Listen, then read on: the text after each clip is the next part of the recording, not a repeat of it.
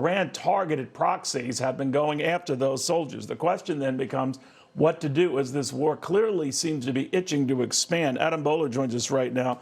I think you remember that name, a key player in the Abraham Accords. He was a key negotiator, former Taliban negotiator at that. Mr. Boehler, very good to have you. This fear that it's spreading and Iran is instigating that spread between Hezbollah attacks in the north from Lebanon to what it's doing already for Hamas. What do you make of it all? I make that it's completely true. That's what Iran does. Iran instigates. So Iran instigated the whole issue right now with Hamas, and they're going to continue to be in the background instigating U.S. forces, and how we respond is really important. The question then becomes, how do we respond? A lot of the criticism that the administration's been getting about the response thus far is they target those proxies, usually in Syria, but not Iran directly. I'm just wondering whether that really helps the process when the people behind it, presumably, are untouched. Well, a lot of people don't know that when the Abraham Accords themselves were really enabled by the fact that we struck Iran's #2 individual, al-Soleimani, and killed him in Iraq. That showed that we were serious. So I think we've got 2 warships there.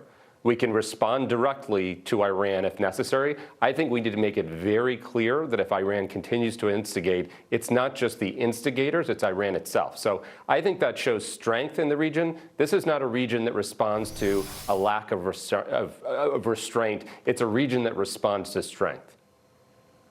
So let me get your take on how it's being handled thus far. Of course, Israel's come under enormous criticism for disproportionately responding to the attacks a little more than 3.5 weeks ago that claimed 1,400 lives. They have a very different take on that, understandably.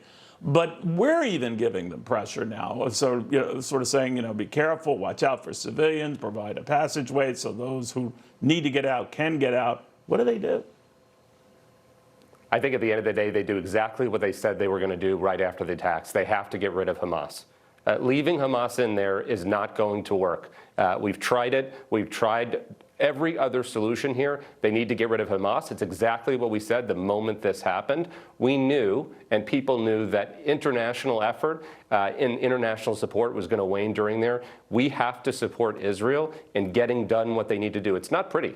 These aren't easy things. If it were easy, they wouldn't be there in the first place. But Hamas has shown that they are not a neighbor that you can leave in there. In the same way, Al-Qaeda needed to be eliminated. In the same way, ISIS needed to be eliminated. These are terrorists. We need to eliminate them. And it's not going to be easy, but we need to support Israel in doing that.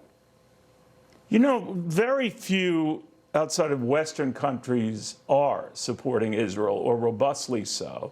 And even in those countries, the U.S. included, at universities, it's quite a different story. Not across the board. But I wonder, as a negotiator and trying to bring warring sides together, at least talking, does that worry you? There's nothing wrong with talking. You see the negotiations with Qatar. There's never anything wrong with talking. It doesn't stop action, though. And the reality here is a strong response, and going forward is going to put those talks in a better place anyway. What I will say is stopping and doing nothing, it sounds easy. It sounds nice. But the right solutions are never easy here. And so I never think that talking is a bad thing. It doesn't mean we should stop taking action, and it doesn't mean we should stop trying to remove Hamas at this point. So that's my view. That's strong negotiations. Got it. Adam Boehler, honor to have you. Thank you very much for taking the time. Thanks, Stuart.